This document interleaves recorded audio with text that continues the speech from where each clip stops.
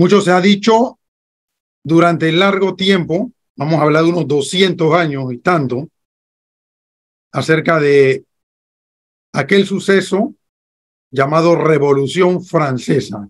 Revolución que ocurrió precisamente en Francia, y no es una redundancia, sino que es el título que le dieron. Si ocurrió en Francia, bueno, nosotros estamos bien lejos de Francia, pero de alguna manera han hecho de que eso alcance a nuestras latitudes acá en América. Venía el proceso ese de ideas llamadas la Ilustración en el siglo XVIII, el siglo de las luces, donde salieron una especie de hombres pensadores que con el tiempo se les han llamado filósofos sin que realmente lo sean. Pero bueno, así es como los han dado. Llámese Montesquieu, Rousseau, Voltaire, etcétera, etcétera. Ellos pues decían de que de alguna manera íbamos a salir de un periodo de oscurantismo en donde la religión era la que tenía el mundo sumergido en una ignorancia, y que era el periodo de las luces, el siglo de las luces, es decir, ya no íbamos a tener oscuridad. Bueno, en todo este ir y venir de ideas, ocurrió que en Francia, al final del siglo XVIII, hubo una escasez producto de las malas cosechas.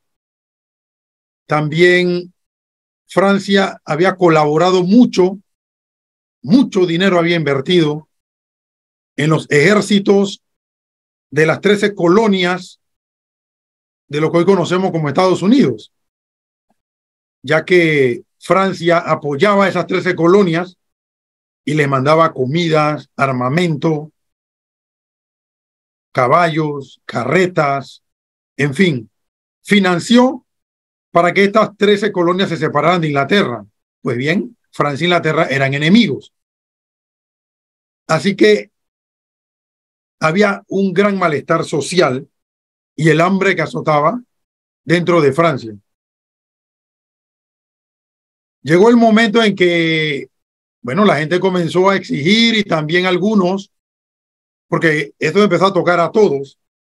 Entonces, como siempre, la sociedad estaba dividida en tres secciones, que era la nobleza, el clero, el alto clero, llámese de obispo hacia arriba, arzobispo, cardenal, y el pueblo, donde estaban los comerciantes, estaban los artesanos, los profesores, abogados, pescadores, ganaderos, etcétera. Entonces comenzaron a llegar a pedirle a Luis XVI, el rey, un rey bastante, dicen las crónicas, de la misma corte, que era un rey bastante pasivo, un poco subido de peso, no pensaba mucho en que alguien un día podía rivalizar con su trono. Y bueno, empezó toda esta efervescencia y le fueron llegando las noticias de que había un malestar. Luis XVI estaba casado con María Antonieta, una princesa austriaca, es decir, extranjera, la cual era tildada de ser muy, pero muy manifloja, gastaba mucho dinero. Entonces el pueblo comenzó a decir que el dinero debía de invertirlo en ellos, no en tanto lujo. Así empezaron a darse las cosas hasta que llamaron a algo que ellos tenían dentro de su gobierno, que era los tres estados. Eran esto que les mencioné hace un rato. Entonces se iban como una especie de asamblea, ¿no? Así como un parlamento, y resulta que el mayoritario era el pueblo, pero resulta que no contaban los votos por la cantidad de adherentes, sino que lo contaban sacaban a un representante de cada uno, así que eran tres representantes, pero por lo general los representantes del alto clero se unían con la nobleza, entonces eran 2 contra 1 y siempre perdía el pueblo. Pero en esa asamblea reunida en el año 1789 ocurrió algo diferente. Ya no lo hacían por cada uno de los estados, sino que era por los adherentes. Y resulta que el pueblo era mayor. Eran miles y miles y miles de personas del pueblo contra unos cientos de el alto clero y de la nobleza. Al ver el poder que tenían, bueno, simplemente dijeron, ya esto aquí no va a funcionar de esta manera y vamos a instaurar un nuevo tipo de gobierno donde le vamos a quitar privilegios al rey y nosotros vamos a la cabeza de este gobierno. Así entonces surgió la Asamblea Nacional Constituyente. Ojo, la Revolución Francesa tuvo 4 episodios, 4 temporadas, 4 momentos. La Asamblea Nacional Constituyente, tuvo la Asamblea Legislativa, tuvo la Convención y por último el Directorio, de 1789 a 1799, un periodo de 10 años. Pero unos 10 años sumamente turbulentos en la historia de Francia y de parte de Europa. Así entonces la Asamblea Nacional Constituyente, ya sintiendo el poder que tenían, dijeron, bueno, vamos nosotros a organizarnos, el rey va a tener un poder, se va a quedar ahí, pero no es que va a tener todo el poder. Ya empezaron a surgir esto de que algunas personas se pusieron hacia la derecha del rey, la derecha, y otros hacia la izquierda. Lo que hay que tener en claro que tanto los que estaban en la derecha como los que estaban a la izquierda eran personas que tenían mucho poder económico. Porque hoy día se quiere decir que los que están a la izquierda eran la gente que tenían poco ingreso. No, los que estaban a la izquierda eran los que también tenían mucho poder. Incluso del lado derecho habían personas del alto clero que se pasaron para el lado de la izquierda y también hubieron nobles que se pasaron para el lado de la izquierda. Y muchos del lado de la izquierda apoyaban las ideas de los que estaban a la derecha del rey. Así las cosas, el rey pasó, lo mantuvieron vivo, porque esto también hay que tenerlo claro. A veces se da la idea de que en 1789, bueno, se dieron todas estas cosas y mataron al rey. No, el rey se mantuvo vivo unos años más. Se dio lo que se llama la toma de la Bastilla, que era un palacio que tenía unos 300 años de existir, medieval. Era utilizado para ese tiempo como una prisión, pero cuando el pueblo lo tomó, lo asaltó, habían unos 7 reos nada más. Ahí no era que habían cientos y cientos de personas en cautiverio. Además, ya por las calles había mercenarios, es decir, gente extranjera pagada por el gobierno del rey para que defendiera el gobierno del rey. Entonces el pueblo sintió miedo. Como el pueblo sintió miedo, el pueblo fue a diferentes lugares a buscar armas y pólvora. Y uno de los lugares donde ellos sabían que había bastante pólvora era en la Bastilla. Así que no era tanto que ellos fueron ahí a liberar a los que estaban presos. Ellos fueron a buscar pólvora para ponerle a las armas para defenderse de los suizos y de los alemanes que habían sido contratados para que los avasallaran a ellos. Y el 14 de julio no fue una fecha que en ese momento fue tomada como algo simbólico. Eso vino mucho después. Ya después la gente comenzó a repensar y buscando, porque hubieron muchas fechas. Y hasta que al final pues le dieron la gran importancia que hoy nos la han presentado a nosotros, que fue la toma de la Bastilla, el inicio de la Revolución Francesa. Pero bien, la revolución realmente empezó, como lo vimos en mayo y junio, cuando se dieron esto de los 3 estados, ¿verdad? Y el pueblo quitó a todo esto y se puso por delante en la Asamblea Nacional. Así llegó la Declaración de los Derechos del Hombre, que eran como unos 17 artículos, pero nosotros nos vamos a enfocar en el número 10 por nuestra calidad de católicos y vamos a ver lo que es la Iglesia Católica dentro de este periodo. Asimismo, la ausencia desde el primer momento, ausencia total de la libertad, de la igualdad y de la fraternidad. O sea, nunca estuvieron por ahí. La gente la mencionaba, pero a veces la mencionaban, otras veces decían era libertad, igualdad y propiedad. Otros decían libertad, igualdad y muerte a los enemigos. Otros decían libertad, igualdad y muerte al clero. En fin, no había nada definido. Estamos hablando de los primeros días. El artículo 10 de la Declaración de los Derechos Humanos Universales del Ciudadano dice: ningún hombre debe ser molestado por razón de sus opiniones, ni aún por sus ideas religiosas, siempre que al manifestarlas no se causen trastornos del orden público establecido por la ley. Inicia esta revolución y se declaran los derechos, entre esos la libertad religiosa, la igualdad religiosa, la fraternidad religiosa y todo lo demás.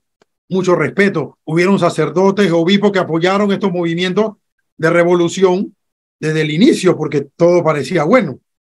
Pero con el pasar de los días ya la cosa se fue pintando de otro color.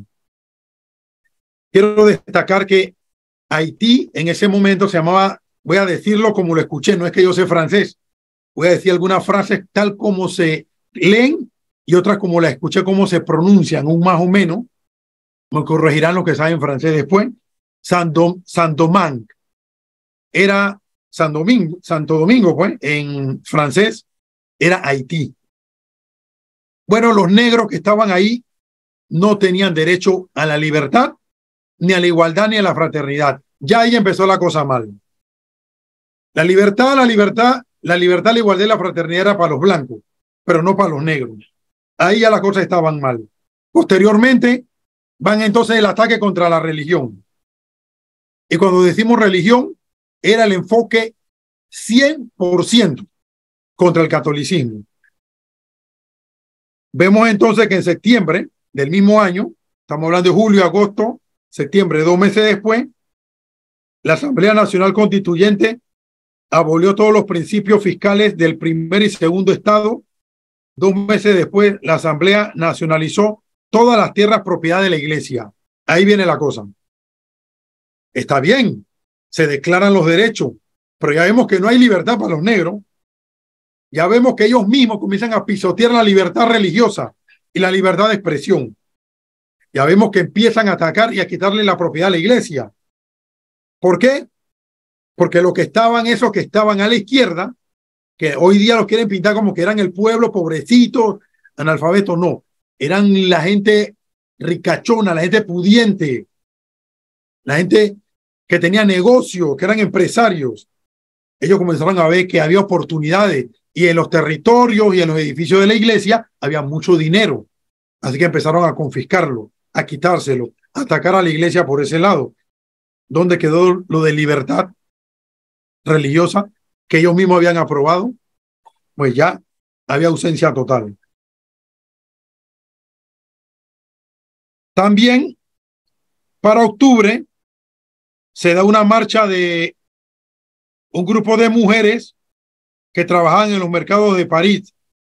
Una multitud de más de 7,000 parisinos marcharon hacia Versalles. Versalles era el lugar donde estaba el rey y la asamblea estaban en este primer movimiento, ¿verdad? Estaban lejos de París, de la capital. Bueno, allá fueron a marchar y a hacerle bulla de que las cosas no se estaban cumpliendo y no me habían pasado 3 meses, pero la gente quería soluciones rápidas. Recuerden que el hambre estaba azotando las calles y a la población en general. Se fueron atacando las parroquias. Ya las parroquias se fueron reduciendo, se fueron eliminando. Ya no había la cantidad de parroquias como había antes. Empezó esto que ellos llamaron después la Constitución Civil del Clero. ¿Qué era la Constitución Civil del Clero? Bueno, era eso, era un libro con una serie de normas, una serie de leyes sacadas de allá, de la asamblea, aunque el rey tenía todavía el poder de vetar, es decir, de decir eso no vale, pero aún así se aprobó la Constitución Civil del Clero, un ataque directo a la iglesia, donde palabras más o palabras menos, el jefe de la iglesia iba a ser el gobierno de Francia. Y cualquiera que fuera allá y se quería postular como sacerdote puede decir, bueno, yo soy sacerdote. ¿Usted qué es? Abogado. Bueno, usted va a ser el párroco de tal lugar. Ya, punto.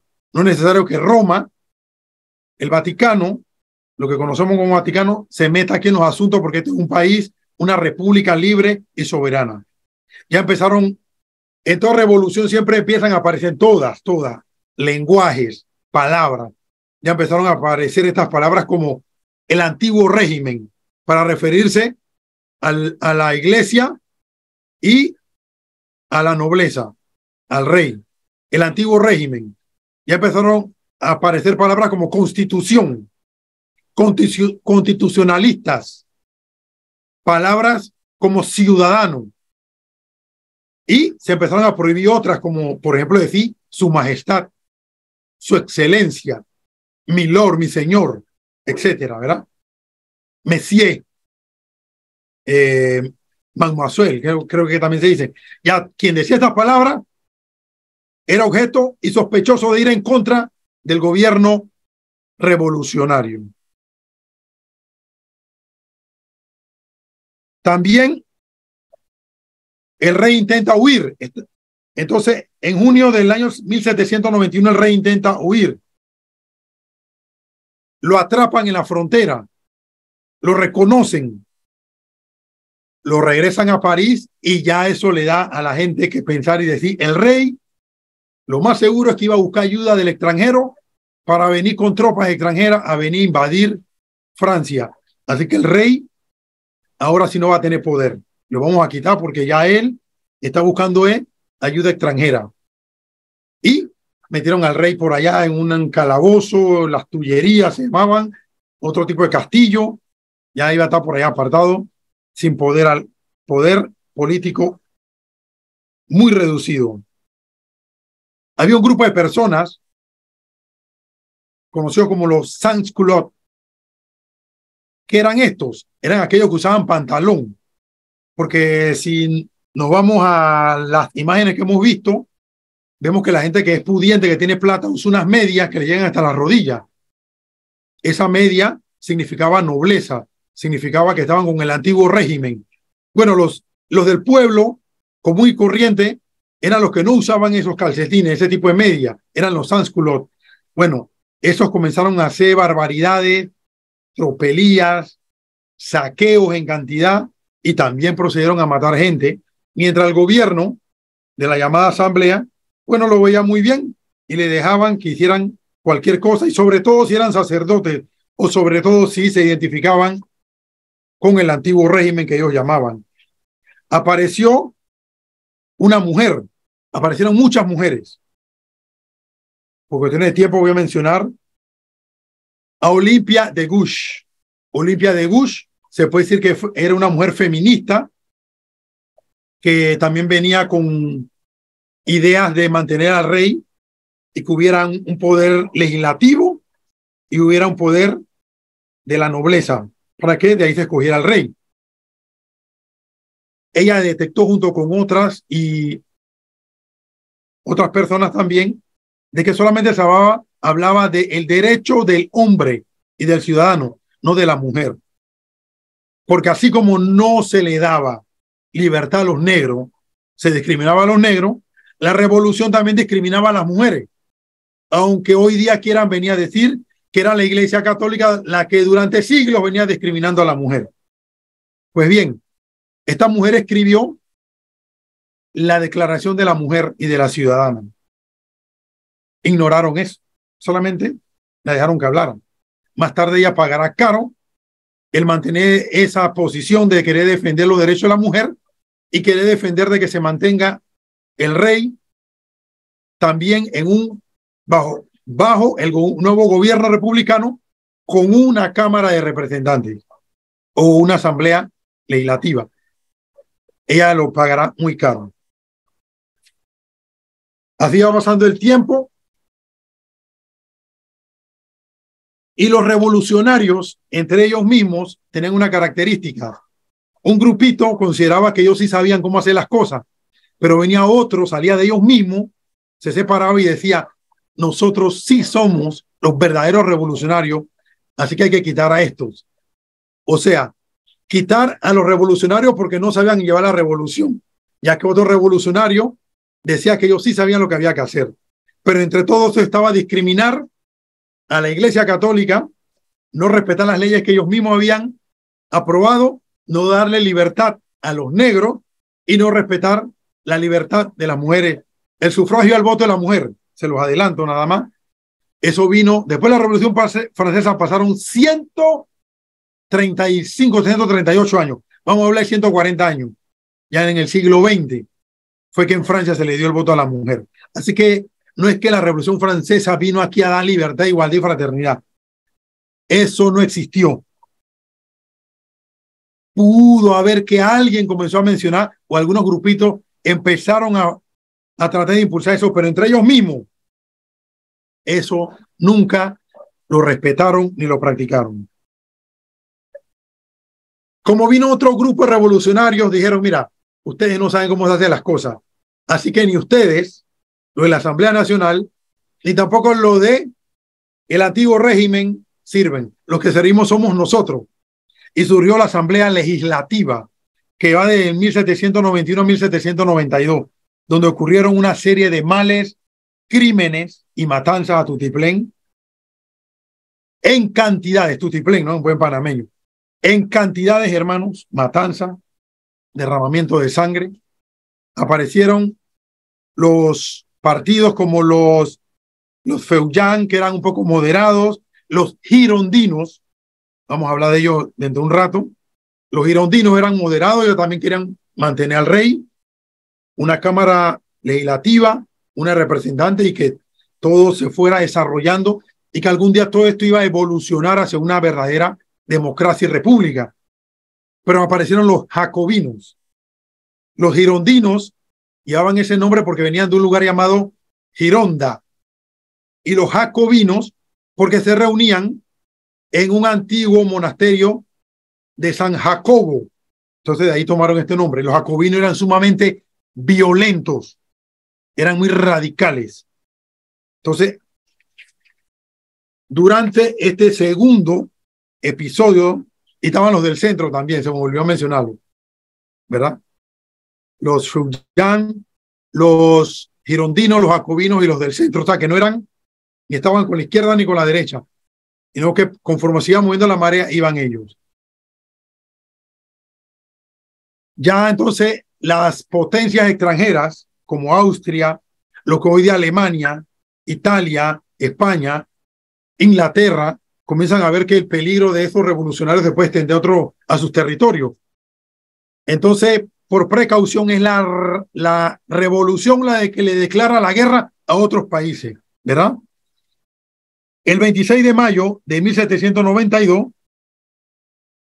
deportan a eclesiásticos que rechazan someterse a la constitución civil del clero.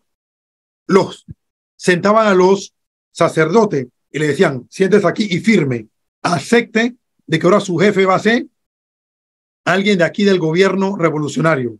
Ya no va a ser su jefe el Papa. El Papa no tiene nada que ver. El Papa está en Roma, usted está en Francia. Muchos sacerdotes firmaron, pensando de que las cosas iban a evolucionar y todo iba a salir bien. Otros sí dijeron de principio, no, nosotros obedeceremos a la iglesia, sea que nos persigan, sean que nos expulsen, nos encarcelen o que nos maten. Nos mantenemos fiel a la iglesia católica, a la fe que hemos recibido desde los apóstoles. El 10 de agosto,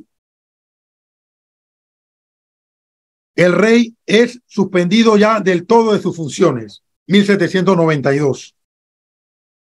Como quieren hacer un país nuevo, palabras nuevas, leyes nuevas, instituciones nuevas, cambian el calendario. Ya no lo van a llamar enero, febrero, marzo, abril, no. Le van a poner otros nombres. Ponen a un matemático, porque acuérdense que ellos van a buscar que ahora es la razón, ya no es la fe, porque dicen que la fe es superstición. Eso de que Jesucristo nació de una virgen, eso es superstición. De que Jesucristo caminó sobre el agua, de que cambió el pan en vino y ahora es su cuerpo y su sangre, eso es superstición. De que resucitó al tercer día porque había muerto, eso es superstición, decían los revolucionarios. Y de que subió al cielo y va a venir de nuevo, no, eso es superstición.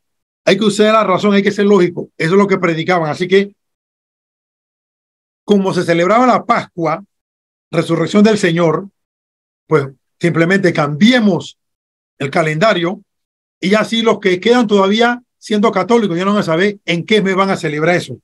La Navidad ya tampoco van a saber en qué mes la van a celebrar. Y cambiaron los días de la semana. Ahora la semana iba a tener 10 días, ya no iba a tener 7. Y los meses iban a tener 30 días. Cada semana iba a tener 10 días, iban a ser 3 semanas. Todo era cambio, era una innovación, eran nuevas ideas, porque el mundo de antes, el antiguo régimen, había que cambiarlo. Así que había que refundar, cambiar todo del oscurantismo que decían ellos que la Iglesia Católica tenía metido a la gente. Así que entre esas ideas estaba la destrucción sistemática de la fe cristiana, puntualmente el de la Iglesia Católica. Aquí más o menos le voy a leer. El primero le decían vendimiario, brumario, frimario, nivoso, pluvioso, ventoso, germinal, floreal, pradidal, mesidor, termidor y fructidor. Eran los meses, ¿no? Todas las innovaciones. ¿Qué traía la revolución? Un nuevo lenguaje, unas nuevas palabras para que la gente se fuera empapando con nuevas ideas. Del 2 al 3 de septiembre, pues, como había este ambiente, el de aquí no confiaba en el de acá, el del mismo partido no confiaba en el del mismo partido, se acusaban entre ellos de que este era un traidor, el otro estaba conspirando para tumbarlo, que estaba apoyando a la gente de afuera, de que usted era católico en secreto, de que usted era católico que era un cura refractario, o sea, un cura que estaba en contra del gobierno republicano y que usted apoyaba a ese cura. Comenzaron a matarse a diestra y siniestra y se iban a las cárceles. Habían más de 10 cárceles. Habían gente que estaban allí era porque se habían robado un pollo o porque habían cometido un crimen común. Igual, ya estaban pagando su condena, igual los mataban. El temor y la sangre era la que corría y prevalecía en ese momento en este tipo de revolución. Una recomendación que les voy a hacer a ustedes, la tengo aquí anotada en mis apuntes para que no se me olvide. Les recomiendo la película Diálogo de Carmelitas de allá de los años 60, si no me equivoco. Está en blanco y negro. Una película dramática donde trata esto, ya que hay muchas películas que no van a tratar estos temas.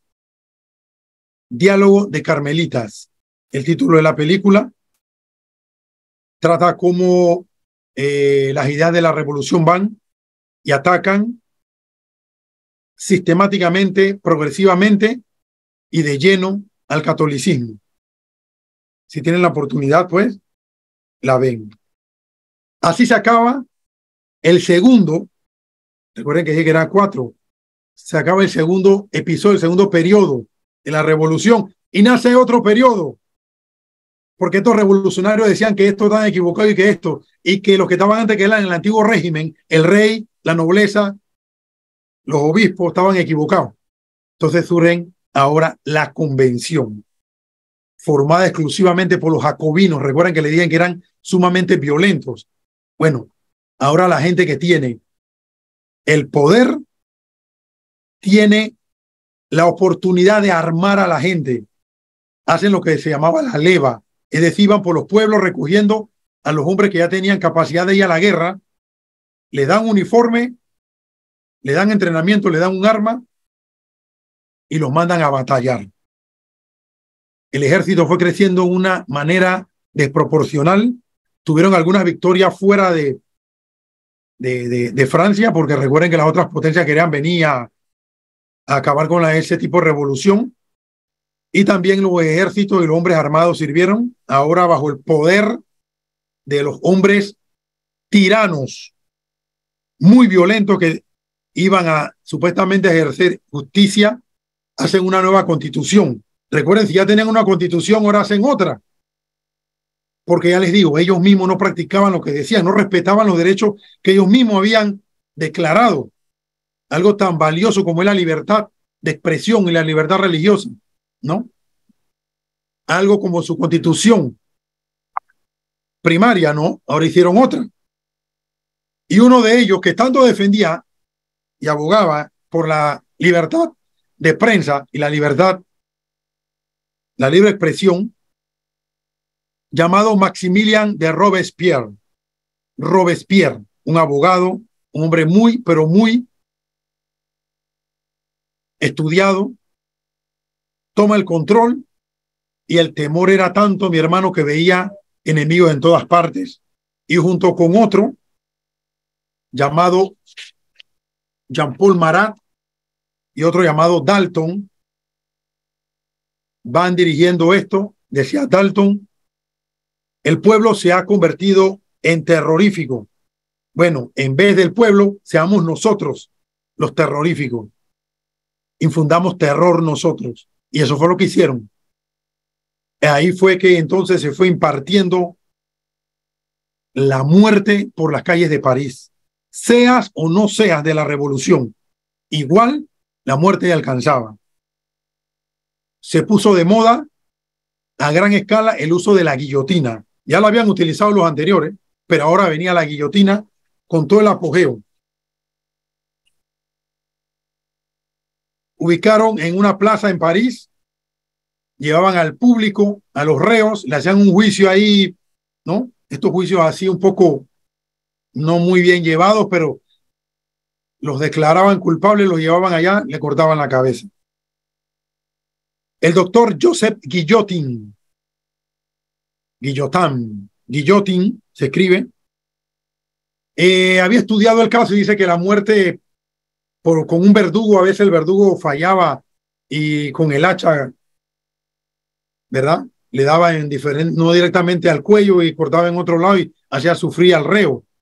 Entonces había que buscar una manera más humana para matar a la gente. Es lo que quería decir el doctor Joseph Guillotin. Y comenzó a perfeccionar este aparato que ya existía. No fue el que inventó la guillotina. Tampoco él murió en la guillotina, ¿verdad? Él murió de anciano muchos años después. Entonces buscó una manera más humana, porque también se le arrancaba a los pies a la gente, las manos, o se le quemaba, recuerden, ¿verdad? Y se puso de moda la guillotina.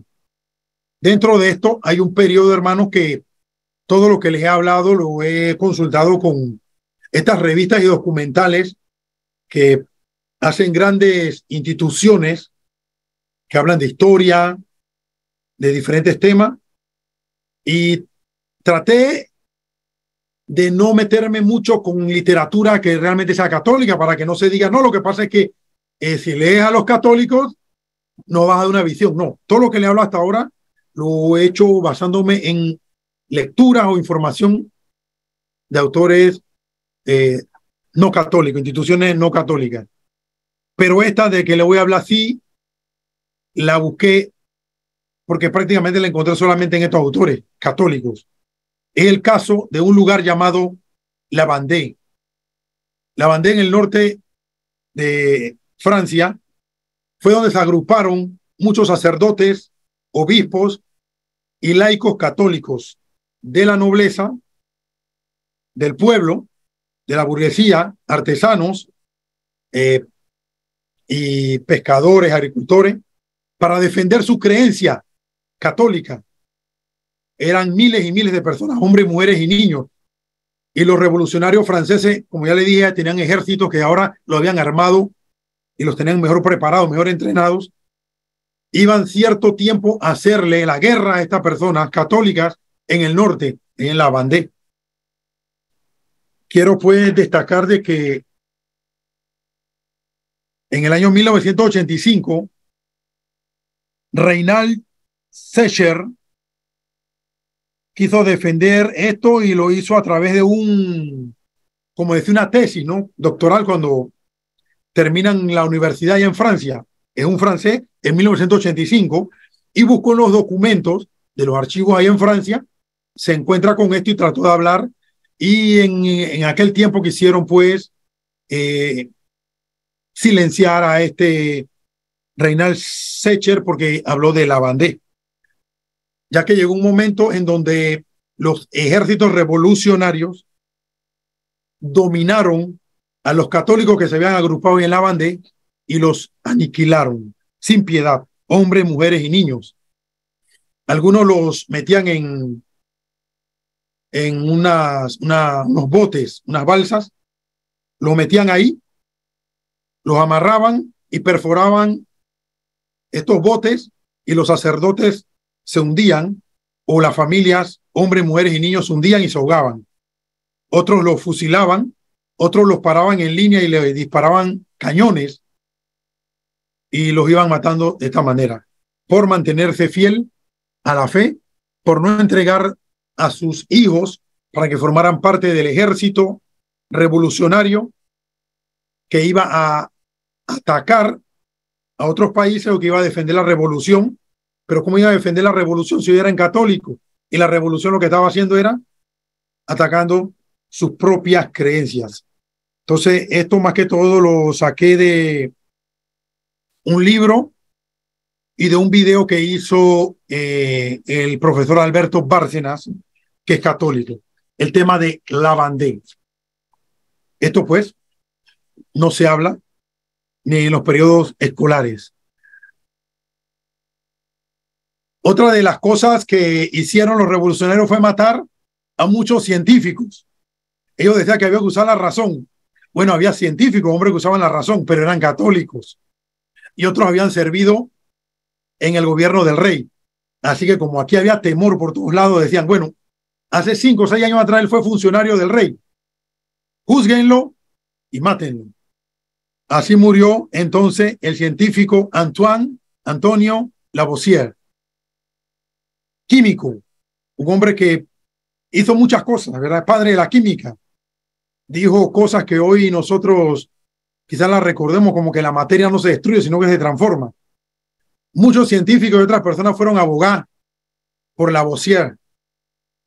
Lavoisier, ¿verdad? Fueron a abogar por este científico, pero dijeron no, porque la revolución no necesita científicos, ni tampoco necesita sabios. Miren ya el error hasta dónde iba, ¿no? Mataban a los de su propio partido, mataban a los de otro partido, mataban a los ateos, mataban a los creyentes, mataban a los que razonaban, mataban a los que no razonaban.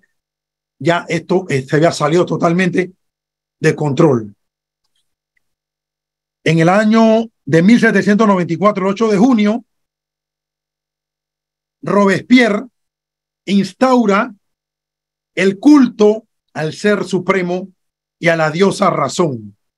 Hacen como una estatua y la llevan a la basílica de Notre Dame, muy famosa, ¿verdad?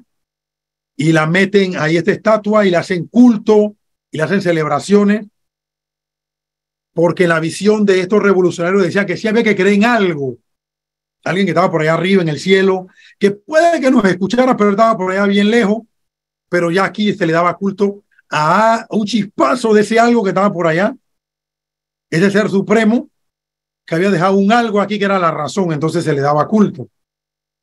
También Robespierre mandó a hacer una colina artificial donde él se vistió con una toga y en esa colina comenzó a bajar por unos escalones y se hizo toda una romería y había gente que fue así como a hacer danzas, iban con ramos, con palmas en las manos. El ser supremo, decir de que había algo, y quemaron un muñeco que representaba el ateísmo, porque según ellos decían que era imperdonable que no se creyera en algo, porque sí había un algo, pero resulta que ese algo era eso que ellos habían inventado, no el Dios que era el Padre de Jesucristo, no, ese no, era un algo. Mucha gente, hasta del propio partido de Robespierre, de los jacobinos, dijeron, no, ya este hombre se está pasando. Incluso uno de sus amigos, Marat, había sido asesinado por una mujer que lo buscó en el cuarto y Marat sufría de un problema en la piel. y mientras estaba bañando, tomando unos baños medicinales, esta mujer lo agarró y lo mató a puñalada. Pero el otro, Danton, había quedado por ahí y según Robespierre y los otros seguidores de Robespierre decían que Danton, a pesar de que pertenecía al mismo partido de los jacobinos, decían, y Danton le gustaba y apoyaba eso de andar matando gente, porque veía enemigos en todos lados, decían que Danton como que no mataba a mucha gente, no, como que se estaba ablandando. Bueno, entonces, ¿qué hizo Robespierre? Lo mandó a matar. Lo guillotinaron a Danton. Robespierre solo en la cúspide ya hasta se hacía adorar, ya hasta se hacía ver como un profeta, un mesías. Ya la gente decía, no, este hombre se está saliendo, se está pasando de la raya. Y en una ocasión, Robespierre llevó una lista y comenzó a amenazar a la gente allá donde se reunían los diputados, ¿no? Donde se reían estos grandes pensadores del gobierno, de la convención. Y en la lista Robespierre dijo, aquí tengo a varios de ustedes, de los que están aquí, son los próximos que voy a guillotinar. Hay muchos que están traicionando al gobierno revolucionario y van a morir. Entonces, la gente al verse amenazada, bueno, llegó un momento y le dieron órdenes para que lo capturaran. Robespierre, junto con otros, salieron huyendo, se trataron de defender. Ahí es donde no se sabe si le dieron un tiro o el mismo Robespierre se lo dio y la quijada, la mandíbula, se desbloqueó porque uno dice que se trató de suicidar, pero no lo logró. Quedó con la quijada desprendida. Los apresaron, le hicieron estos juicios así como ellos estaban acostumbrados a hacerlo, los declararon culpables y Robespierre, que había llevado a tanta gente a la guillotina, ahora los condenaron a él a morir en la guillotina. La convención no terminó. Este periodo continuó, trató de hacer algunas cosas ahí, de ir enmendando, hasta que, como les dije, surgen siempre otros. Vino el cuarto episodio, el cuarto periodo, se llamó el directorio. El directorio entonces tenía ideas mezcladas de estos anteriores, también quería que el rey tuviera, pero ya lastimosamente Robespierre se había encargado también de matar al rey Luis XVI y a la reina María Antonieta, ¿no? Algunos querían mantenerlo, pero bueno, después de unos 3 años, 89, 90, 91, 92, en 93 por ahí, unos 3 años de mantenerlo, matan al rey Luis XVI. Y entonces tratan de buscar como en este cuarto momento, y ya se van uniendo los demás. También se me olvidó decirle, en el periodo de Robespierre, ¿se acuerdan de la feminista, entre comillas, es la manera para identificarla, Olympique de Gouges, también por andar pidiendo igualdad para la mujer, libertad para la mujer, también la mataron. La Revolución Francesa la mató por pedir igualdad para la mujer, libertad y fraternidad para la mujer. Nunca hubo libertad, igualdad y fraternidad para la mujer en esa revolución. Ya en este último periodo, bueno, para destacar solamente, ellos dijeron, bueno, ahora la cosa la vamos a hacer bien, vamos a poner a 5 directores, se llamó el directorio. Es decir, van a haber 5 presidentes. Pero como siempre, habían 2 que decían que estos estaban conspirando, que estos eran sospechosos, que eran traidores. Y estos decían a su vez que estos eran los traidores y que se ponían a unir con los extranjeros y que podían regresar para poner un nuevo rey en Francia o que querían hacer una revolución del terror. Bueno, no confiaban en nadie. Dentro de esto, están buscando fuerza y así entonces llega el nombre que ya venía sonando, pero en el plano militar, ahora ya en el plano gubernamental. Un joven muy, pero muy ilustre que había tenido muchas victorias llamado Napoleón Bonaparte. Podía tener entre 25 y 30 años y casi todos, hasta Robespierre, el rey Luis XVI, la reina y todos estos que he mencionado, estaban en esa edad. Casi ninguno llegaba a 50 años. de 50 años hacia abajo, 30 y algo, 40 y algo. Napoleón Bonaparte, que tiene una buena fama, comienza también a mandar ejércitos hacia afuera, tiene grandes victorias hacia afuera de Francia, dentro de Francia, así va llegando hasta los territorios de la actual Italia, hasta que una de sus tropas se llega a meter a Roma. Desde el principio, el Papa Pío VI, Pío VI, Pío VI no apoyaba eso de la Revolución Francesa en ninguno de sus 4 periodos, ninguno. Ahora la revolución llega hasta Roma. Le piden dinero al Papa, tratan como de convencerlo de un apoyo, el Papa se mantiene firme, un anciano de alrededor de 80 años. Bueno, allá se dan una serie de trifulcas, de encuentros militares y muere uno de los capitanes del ejército francés y es el pretexto para que de lleno ya en Roma las tropas francesas secuestren y arresten al Papa Pío VI.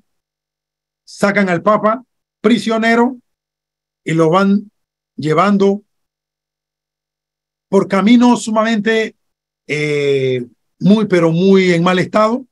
Tiene que atravesar los Alpes, ¿verdad? Estamos hablando de montañas sumamente altas y frías. Un anciano se enferma, muere el Papa. El pueblo católico no sabe de la existencia del Papa, si está vivo, si está muerto. En Francia llegan las noticias y el gobierno revolucionario hace correr la idea a través de sus escritos de que ha muerto Pío VI y el último.